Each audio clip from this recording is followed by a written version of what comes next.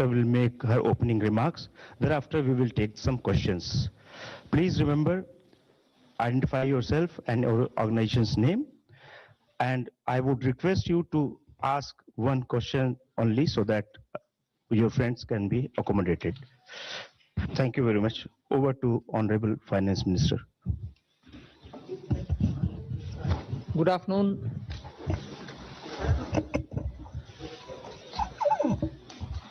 This is the customary press conference that we hold with all the secretaries. You've heard the entire budget being presented in the Parliament. So as opening remarks, I'll just highlight some of the points which we want to draw your attention to. But subsequently, of course, we'll answer all your questions. All the secretaries are here with me. So this budget being the first one, as the Honorable Prime Minister said 2 days ago, this being the first one for the second quarter of this century, also leading towards Vikasit Bharat 2047. We are laying the path and giving a push to the economy to maintain the growth momentum. And for that growth momentum or sustained economic growth, which we want to ensure, primarily we are looking at building the ecosystem with structural reforms which will go on. Reforms have been carried out. We are continuing to do the reform activities, so it will continue with an aim to make sure that we create enough environment for improving productivity and making sure employment is generated. Also, technology, 21st century, this century is completely driven by technology. So we will ensure that technology is brought in to benefit the common man, to make sure common man benefits in the sense of ease of doing living, or for his businesses to prosper, or for farmers for greater productivity, or better logistics, whatever. So technology for benefiting every common man. And above all, with all this, inclusive development.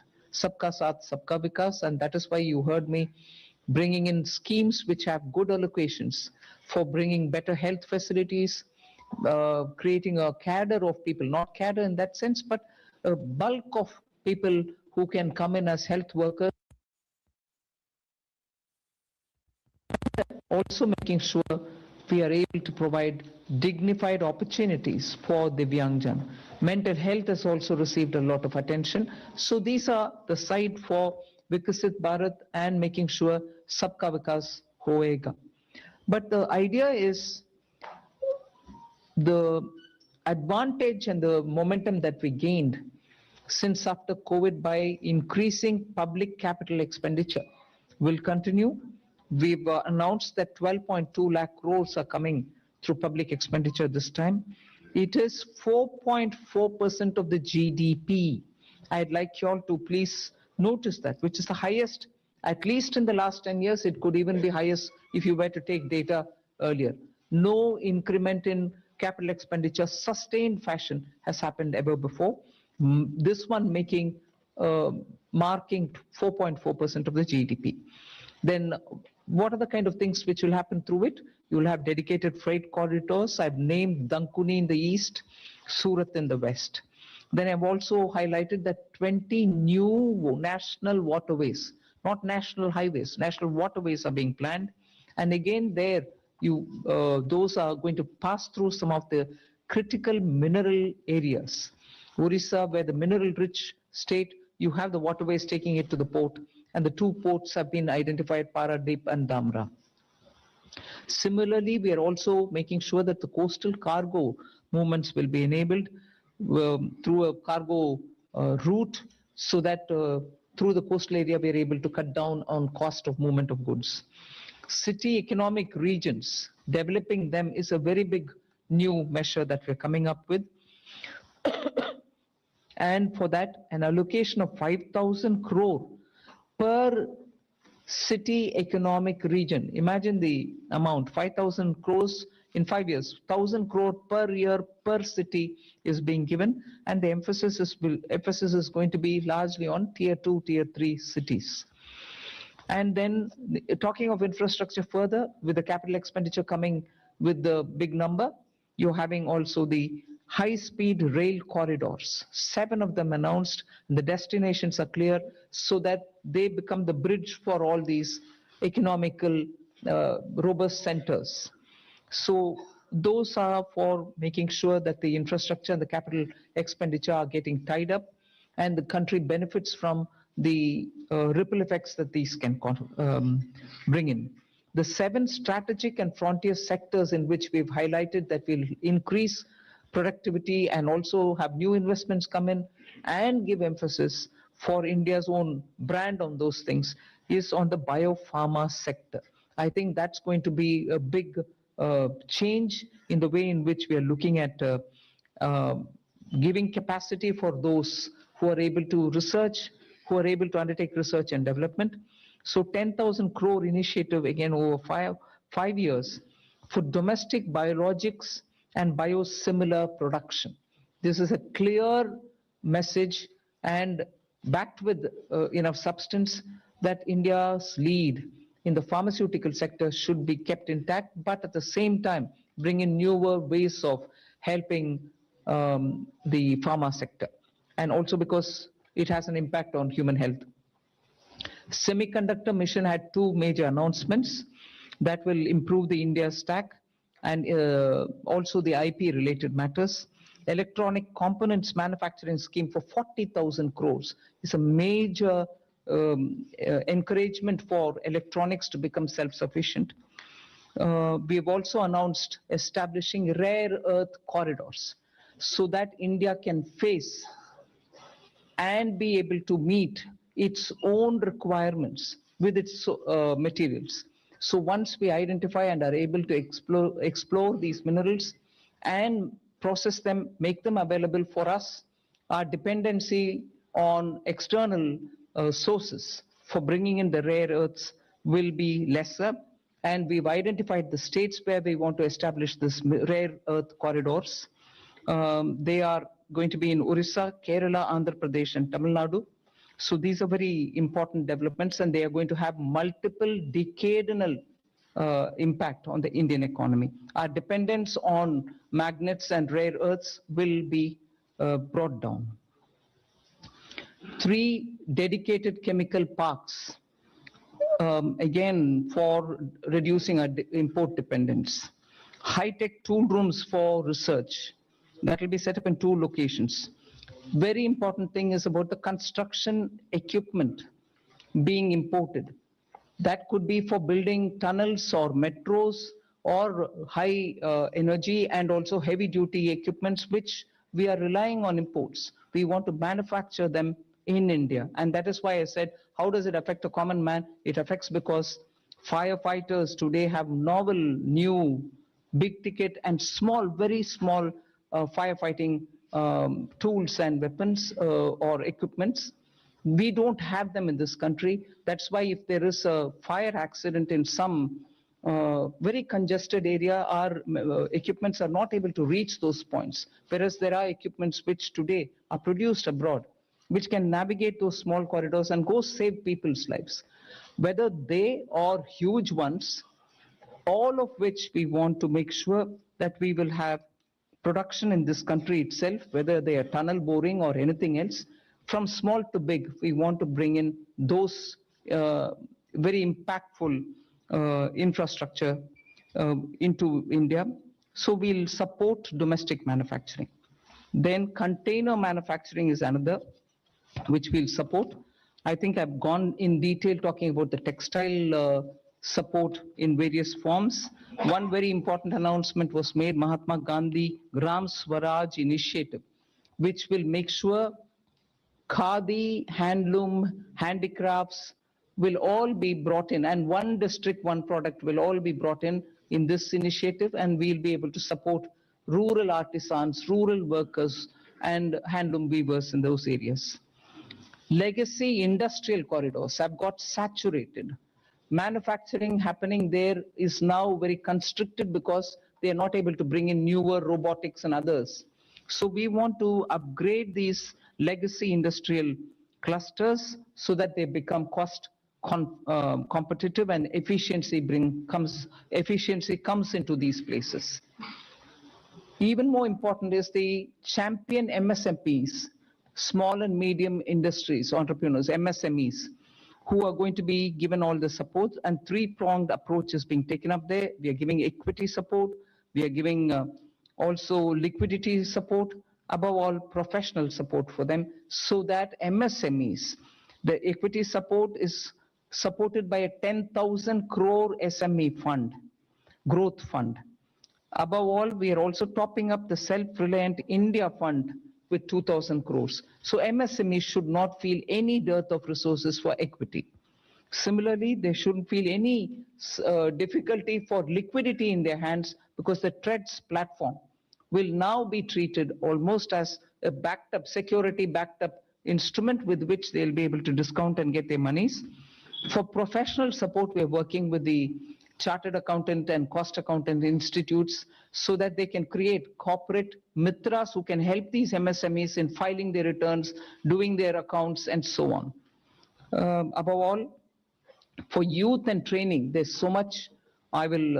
You've heard the speech, so I won't want to take your time on it. High-powered education to employment enterprise, standing committees being formed, so that they can recommend measures for service sector as a core driver of Vikasit Bharat.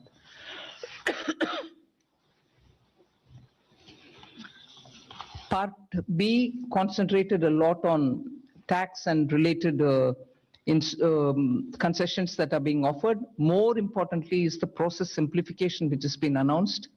So elaborate measures have been taken. You will be able to also seek clarification if you want.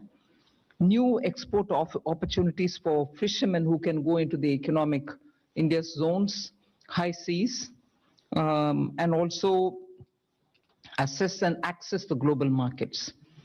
The one very touching, and I really was moved by this proposal, is where we have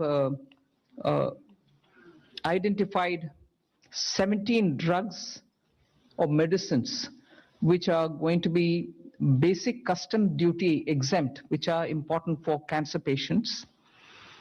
Similarly, 7 more rare diseases are added to the import exemption list of the import duties.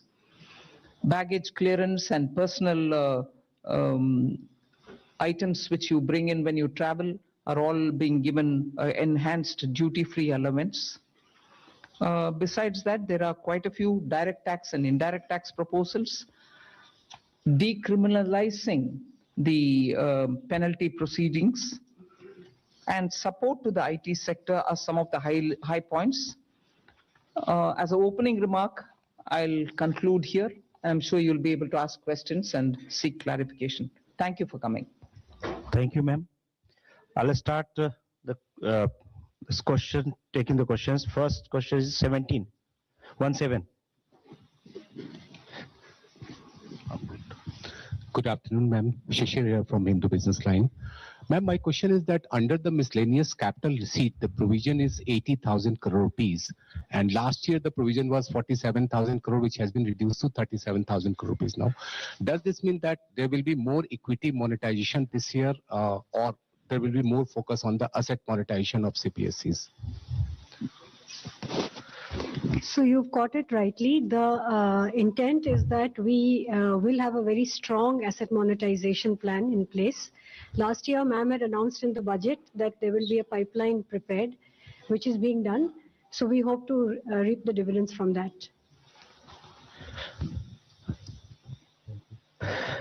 238.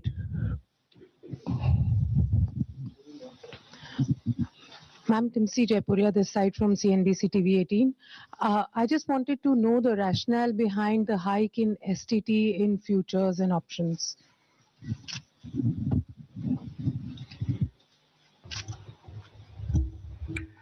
So, first of all, I believe some confusion. In fact, the question that you have asked rightly reflects the announcement itself, that the only change made in STT is in the future and options. All the other STT rates remain the same. The primary objective of raising the tax rates on STT has been that it is felt that when you look at the volume of transactions in futures and options, whether you compare it to the size of GDP or size of the underlying securities market, it is largely in the realm of heavy speculation, which results in losses to small, retail, unsophisticated investors. And the government's intention is to discourage speculative tendencies, and the increase in rate is essentially in that direction. So it is meant to essentially handle the systemic risk in derivative markets. Even after this increase, however, the rates of STT will remain modest compared to the volume of the transactions that is happening there. This is the reason. 54. Ma'am Tarun Sharma from Zee Business. Ma'am आपने पूरा budget जो है वो new emerging sector पे बड़ा focus रखा है। Ma'am मेरा सवाल आपसे दो हैं, यदि आप अलाउ करें। एक मैम आपने जो एक्साइज ड्यूटी का कैलकुलेशन किया है वो पिछले बजट एस्टिमेट से इस बजट एस्टिमेट में तकरीबन 22% की ग्रोथ देखने को मिली है। दूसरा मैम जो आपने एमएसएमई के लिए कहा कि जो ट्रांजैक्शंस होंगे उसके लिए आप एक्सचेंज प्लेटफॉर्म का यूज करना होगा, तो क्या मैम ये सीपीएसईज के लिए कंपलसरी होगा जो डिस्काउंट ट्रेडिंग की जो बात है? Thank you. I'll take the second question, ma'am. So, हाँ, ये CPSEs के लिए मैंडेटरी होगा कि discounting as well as non discounted bills दोनों को ही ट्रेड्स पे करना होगा ताकि वो 45 दिन में भुगतान MSME को कर पाए, और ये हर तरह से चेक कर लिया गया है कि ये हो सकता है। So we want to make CPSEs as pioneers. We hope, like ma'am has said in her speech also, that other corporates will also follow.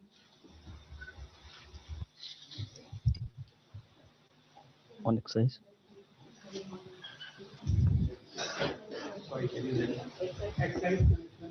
Increased by 22%, sir, from last year B to this year. Because there is from 1st of February, all the tobacco products have come back into excise, and all those revenues will account for the increase of the next year. 209.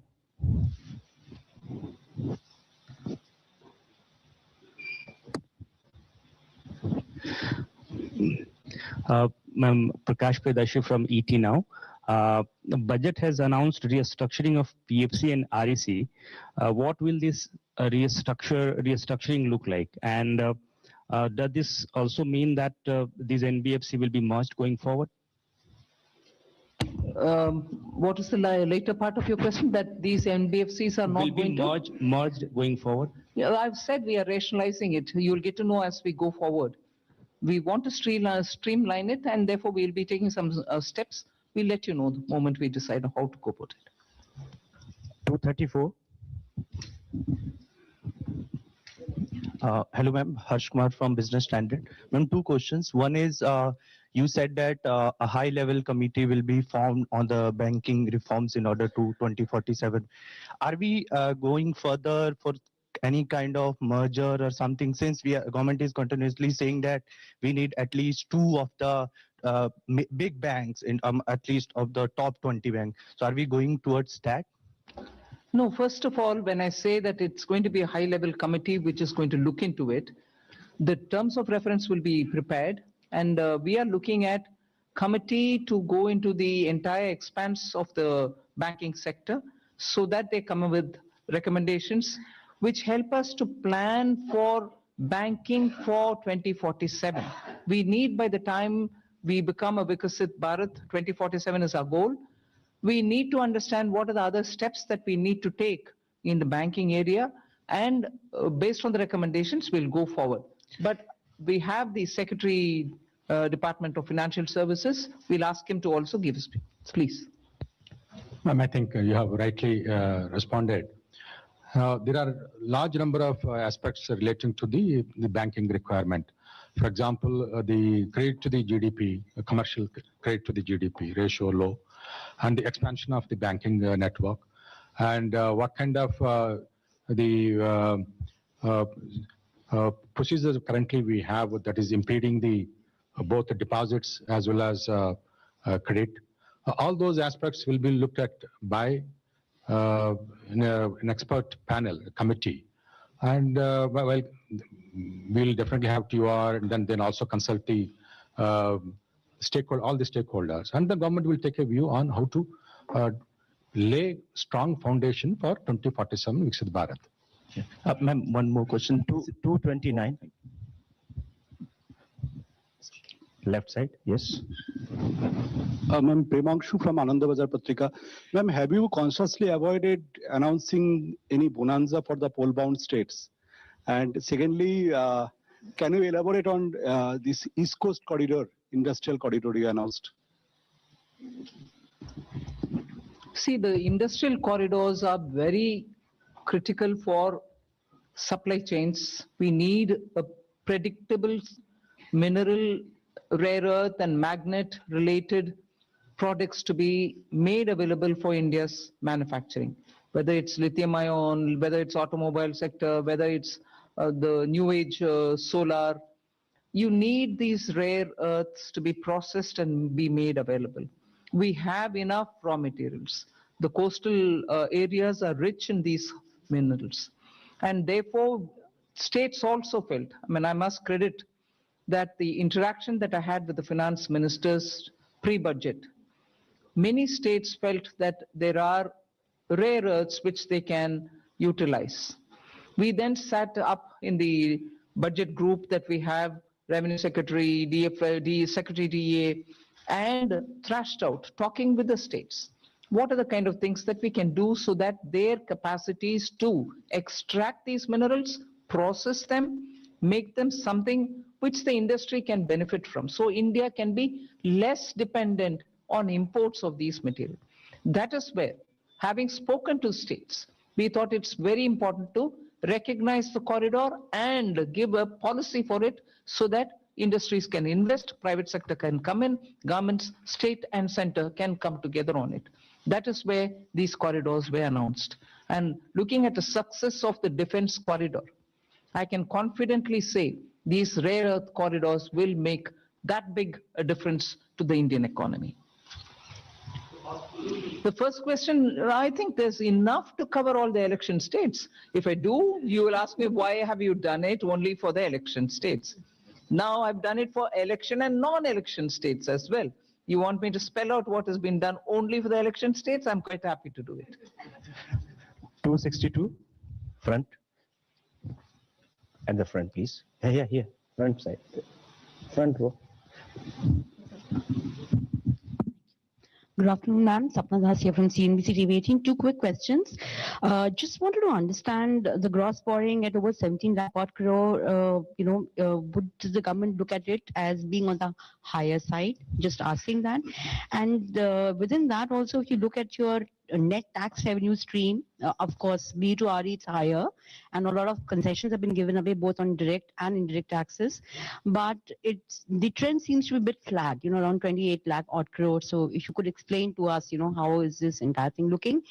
And second, ma'am, in terms of the disinvestment aim, 80,000 crores, would this also include IDBI stake sale sometime in FY27, ma'am? Thank you very much. So you've covered a number of secretaries all at one go. So on the borrowings, no, we don't think it's on the higher side because the net market borrowings are in the range of 11.73, which is been plus around that number for the last couple of years. The larger number is because we have 5.5 lakh crores which have to be repaid this year. So to that extent, we don't think that it's a large number. We have a plan how to manage this.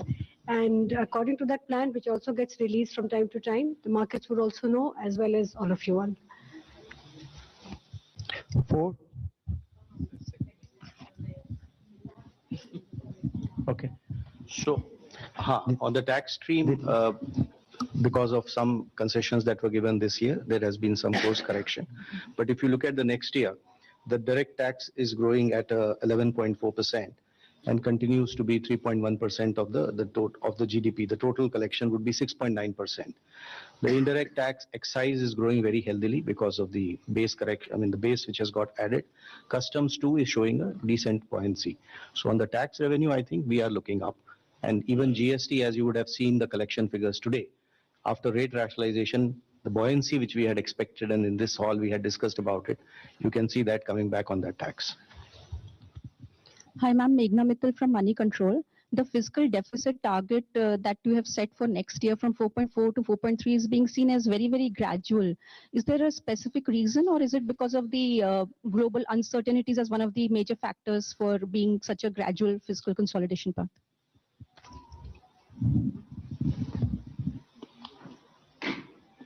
I would have thought you'll appreciate it being gradual. Because particularly fiscal, drastic changes don't go down well. One or the other section gets hurt.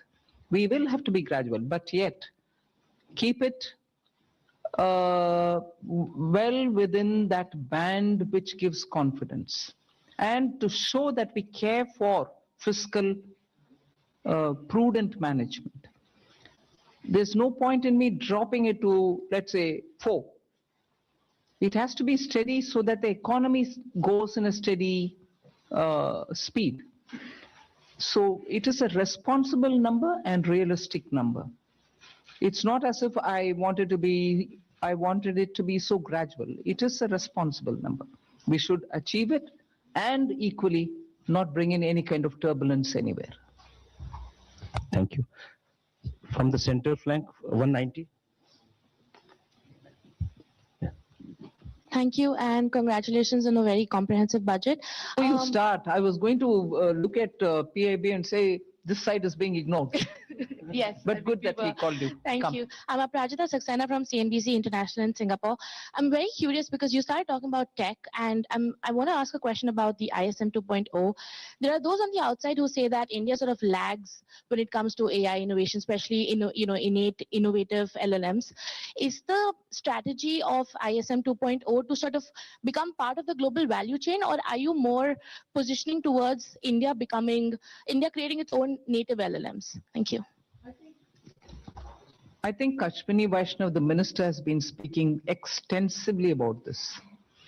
There are several aspects of it. We want to be sure that in the semiconductor domain, we have every expertise for all those 5 major chip or modeling or, the infrastructure, design, every aspect of it. So he is talking about creating capacities within the country to be able to have that kind of a infrastructure well laid out within the country. And similarly, if you're looking at the way in which our startups are working, using AI, and very clearly we have also shown a path that it is not just the large language models, but also smaller ones, medium-sized ones, which can serve the requirement of your economy. So AI in India, particularly when you have a huge demographic dividend, will have to give us results to ensure that our people have work and also the opportunities are going to be enticing enough for the youth. It cannot replace human efforts. So we are at the same time redefining for ourselves, if I may use that expression, on how to use AI, what is the capacity that we have to create, the kind of infrastructure that we have to lay in the ground for it. Equally, the products which come out of it will have to benefit our people because our youth are revving to do more and new. For them to do something new and for them to do something more, we have to create benefits out of AI rather than push along with AI unthinkingly that it doesn't serve our people. So I think these many different factors play in making a decision on semiconductor.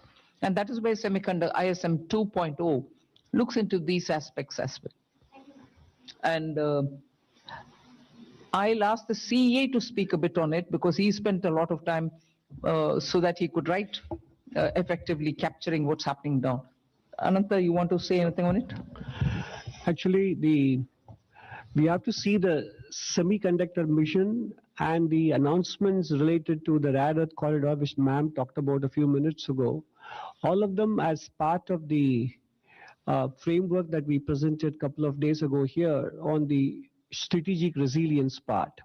So, in fact, many elements of this ma'am's budget speech focus both on equipping us to handle the AI-related technology as well as skilling the population in areas where they can be immune to some of the AI-related impacts as well. So it covers both dimensions, and therefore the semiconductor mission, the rare earth corridor, and also some of the Part B announcements ma'am made about the various electronics and manufacturing sectors were all part of the initiatives to make sure that we make ourselves strategically resilient in a very fraught global environment.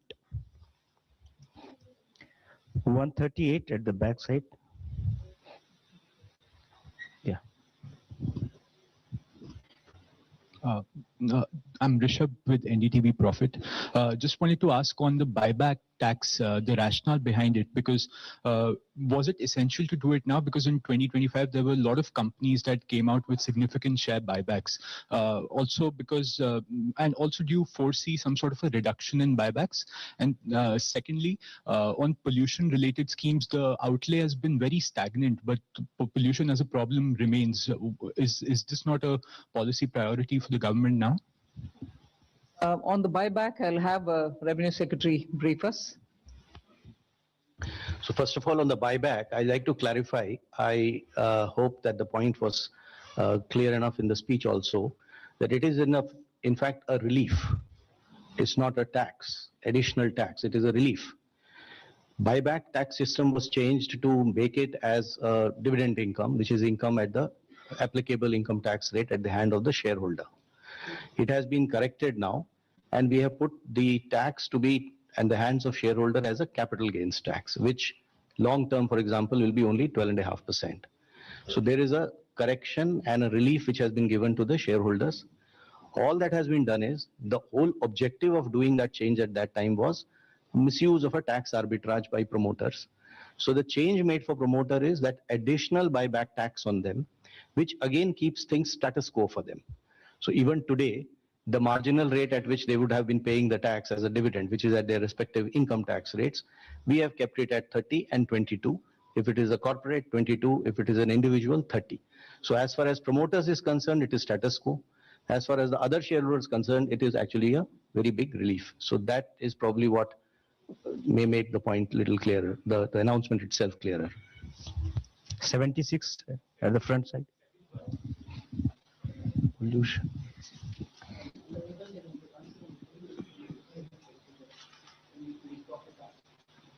So pollution is a priority with government, and not everything has to appear at the budget speech is how I would put it, ma'am. So we are working with many state governments on projects related to air pollution, even water pollution. There is a significant budgetary outlay on sewage control as well as drainage. And as it was noted, you would have seen the Finance Commission recommendations also. A large portion of the Finance Commission grants to the local bodies, urban and rural, is tied to water and sanitation, particularly I would say sanitation. So pollution of all kinds remains a top priority, and there are different ways in which we are trying to tackle it.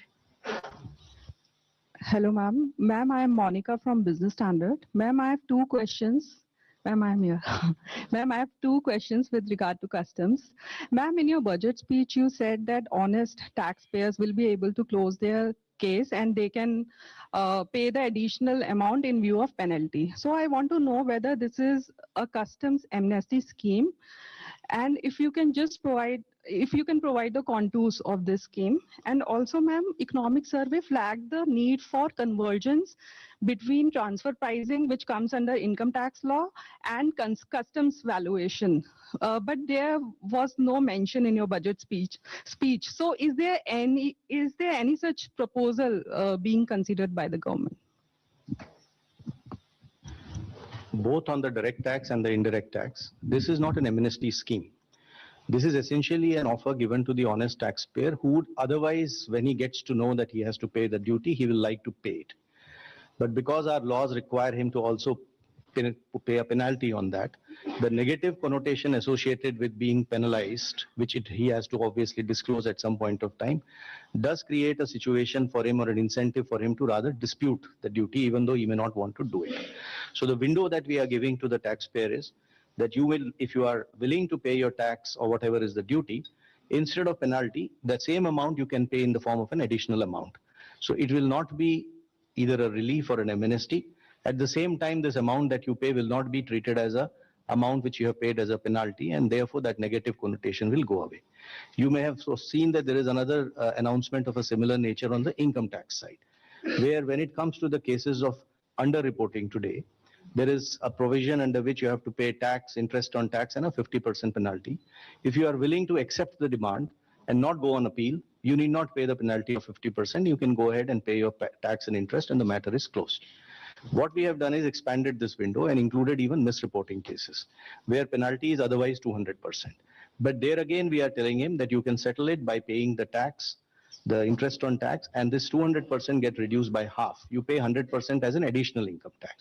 The idea here is that if you are an honest taxpayer, accept the fact that you have to pay the duty. We will not like to brand you by using the word like penalty. That is these two windows are essentially meant to take care of those situations, which is why reference to an honest taxpayer.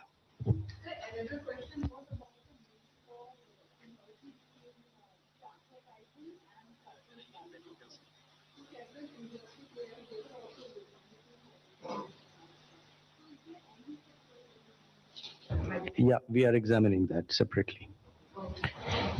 194, left side, yes, back. Ma'am, this is Amitod Singh from CNBC International. Congratulations to you and your entire team. I have two questions. The first is around foreign investors. There were a number of expectations that, taxation structures would be changed, particularly when you think about things like withholding tax. So what we want to understand is whether that was even discussed within the government. And my second question is 15% defense spend increase. How much of that has to do with global uncertainty? Revenue Secretary can answer on the first question.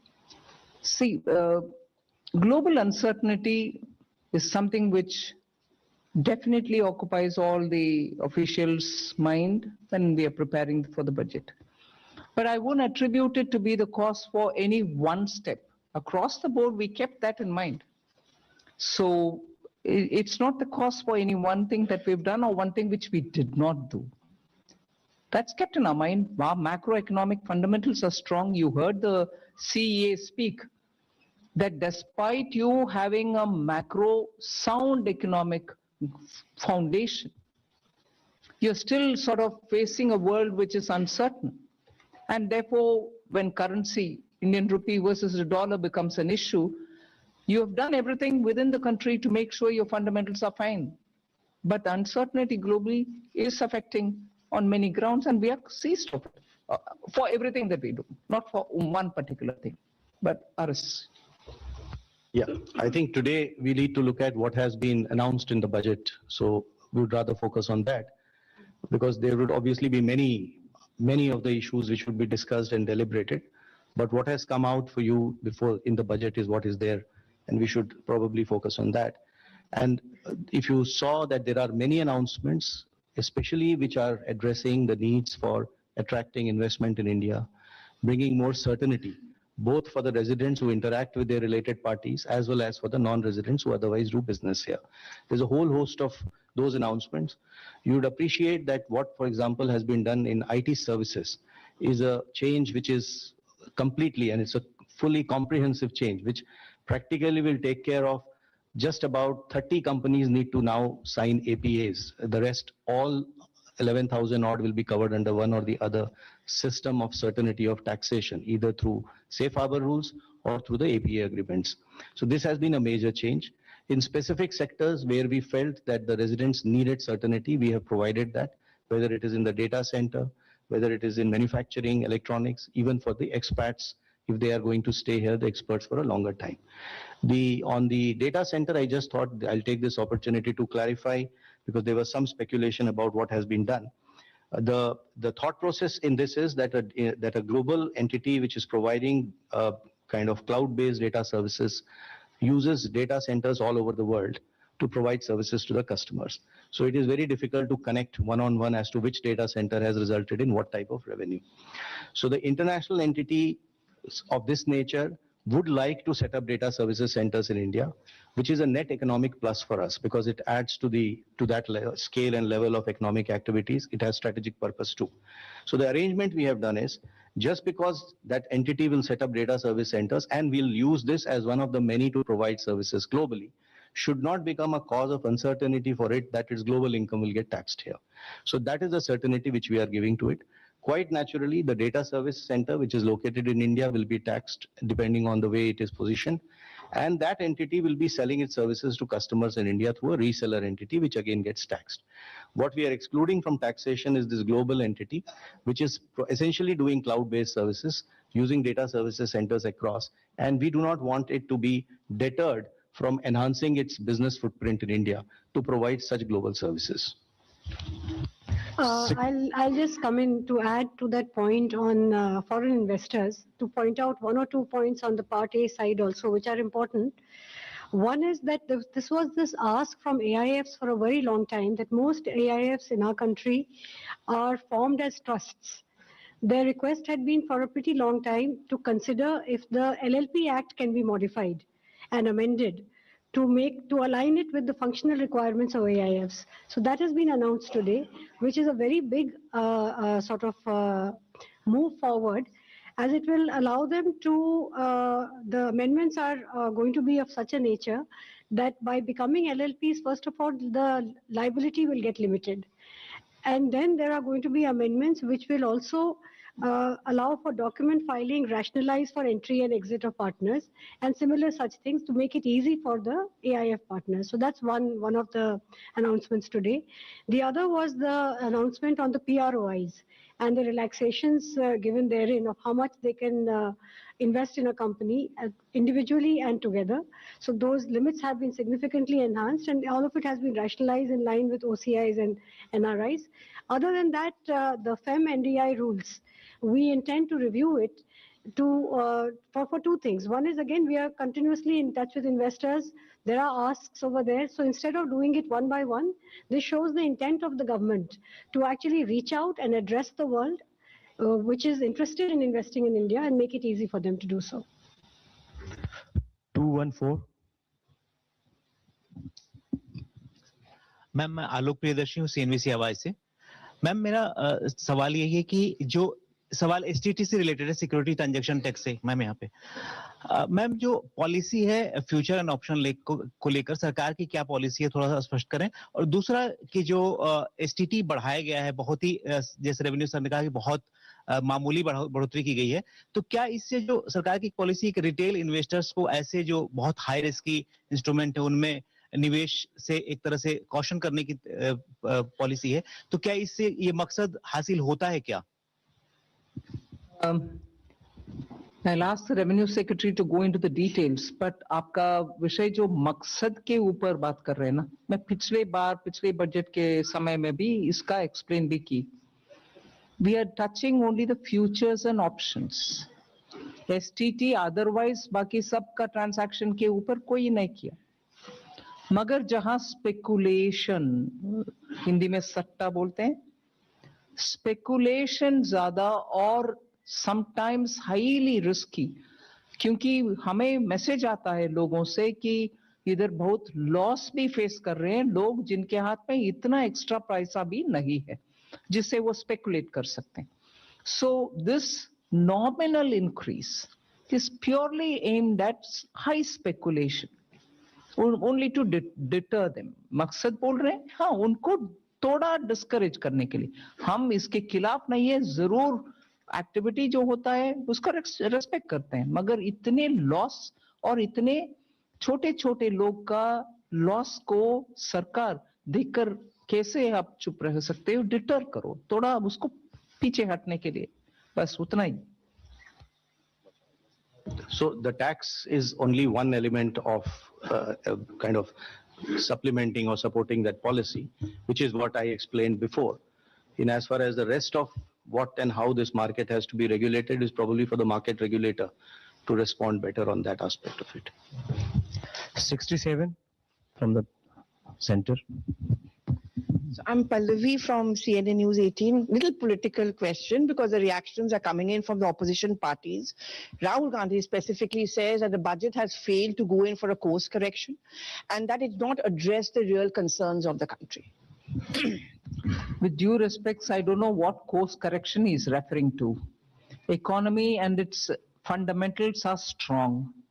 Global uncertainty is facing many of our sectors for whom we have brought in so many different schemes for those small and medium enterprises, for textiles, for leather, for shoe uppers, for people who are working in the rural areas, schemes for benefiting them, for even the farmer and value addition, for women entrepreneurs who are chote groups, self-help entrepreneurs, the she marts that we've come up with. These are ways in which we are reaching out to the common small people to make sure that they don't have to face, big changes in their life because of any volatility coming from outside. They could be contributing to exporting small things, but different uncertainties can affect them equally. Many of them have been shown as successful because you see when you go there, Lakpati Didis is a fantastic difference made to women in the rural areas. Now we're bringing them together to sell their wares. Are these not measures through which we are reaching out for the poor, the small, those in a difficult terrain or in rural areas? And with all this, the fundamentals of the economy remain strong. And that has come out even in the economic survey. So, well, politically you want to criticize, you're welcome, please do it. But if you want to give me the facts on which you're basing your argument, I'm willing to hear and willing to reply to that. 16 at the center, yeah, on left side. Ma'am, I am Bani Kinkar Patnaik from the Economic Times. Ma'am, I think probably one of the most important features of this budget is that for the first time in probably many years, your effective capital expenditure at 4.4% of GDP is going to be slightly higher than your fiscal deficit, projected fiscal deficit for the next year. So it means, I mean, in other words, you will be using more than your entire borrowed resources. You will be deploying that in productive spending. So I wanted to ask you that, whether it is going to be the new normal in the coming years. And ma'am, one clarification I needed. This VV Jiramji scheme, you have allocated more than 95,000 crore. At the same time, I see that, Narega has also got 30,000 crore. So is it going to be on top of that, or because Jiramji scheme is supposed to replace this Narega scheme? I'll ask the expenditure secretary to respond on that. Yeah, on the new scheme, the Jiramji, the budget provision has been provided exactly as what you would have seen when the bill was being presented and the act was there. So we have gone exactly whatever is required has been provided. Now on the old scheme also having some money, in fact, it's a legacy of the inefficient way in which the scheme was, the MG and Narega was being implemented by the states. So there is some carryover of liabilities, 30,000 crores. So that we have taken the responsibility of verifying and fulfilling it. So that's why we have kept that, but otherwise fresh implementation will be on the new provisions.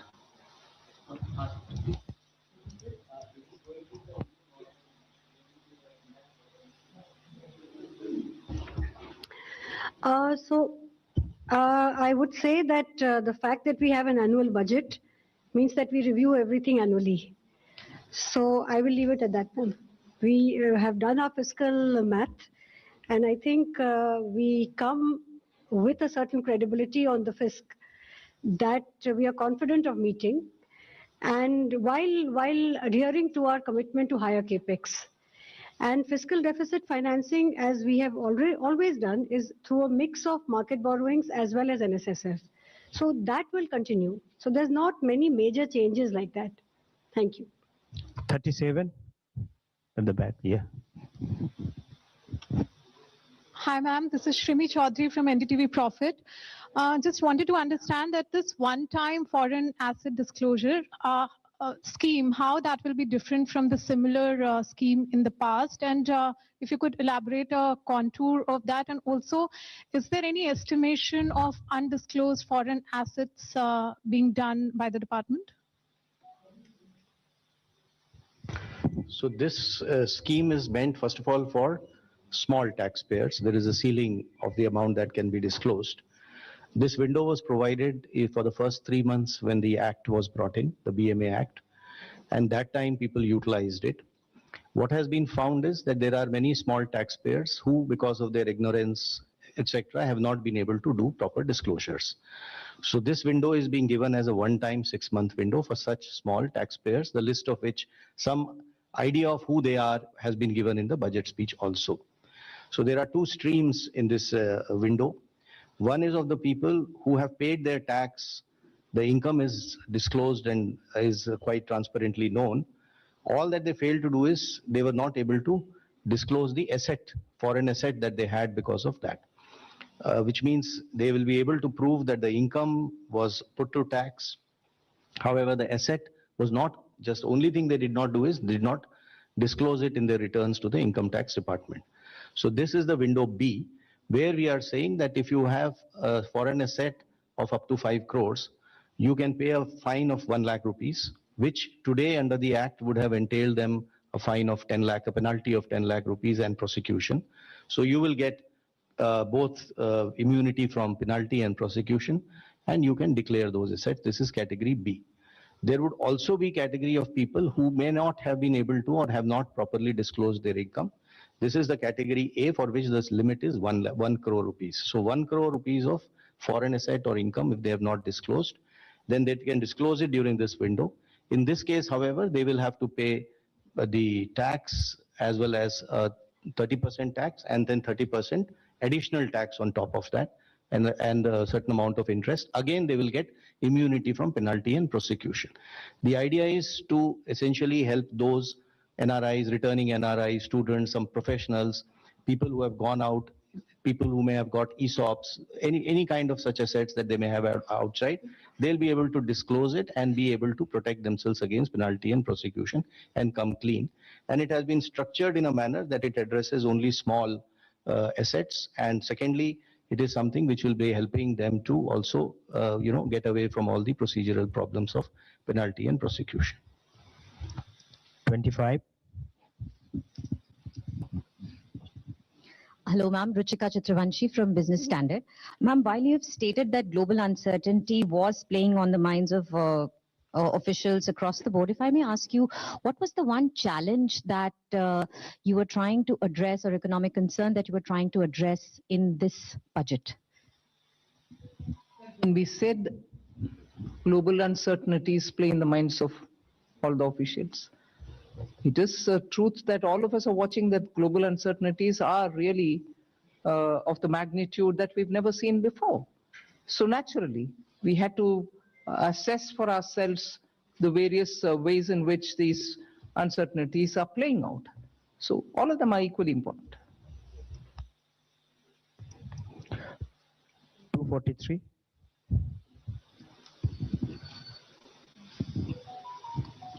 Good afternoon, ma'am. Kriti Ambe from Informist Media.